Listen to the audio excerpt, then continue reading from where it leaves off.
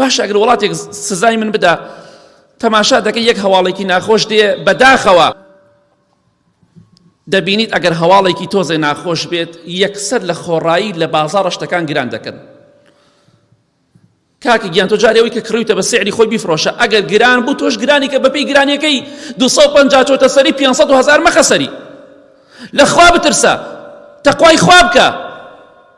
بەداخەوە ئەمڕۆ کاتێک ئەوەندە ئامادەیە بۆ دنیا، ئامادەیە زەخیرەی مانگی 2 مانگ ساڵێ بخە ئەچێش لە بازاڕە کڕێ، بەڵام بیرێک لە سزاکانی خوا ناکاتەوە. سزای ئەمریکا لەکوێ و سزای خوا لەکوێ؟ ئینشەڵا بە ئیزنی خوا هیچیش نابێت. بە ئیزنی خوا ئەوەی بێ تۆڵەمان لێ کاتەوە خوای گەورە تۆڵی لێ دەکاتەوە پشتی دەشکێنێ. بەڵام مەبەستمان چێ لێرەدا؟ ئەگەر تۆ لە هەڕەشەیەکی وڵاتێکی زلهێز و چەند وڵاتێکی زلهێز بترسی، پێویست بەوە بێ لە ماڵەوە زەخیرەی بۆ بخەی، ئەی باشە لە سزاکانی خوا ناترسی؟ پێویستی بە چییە؟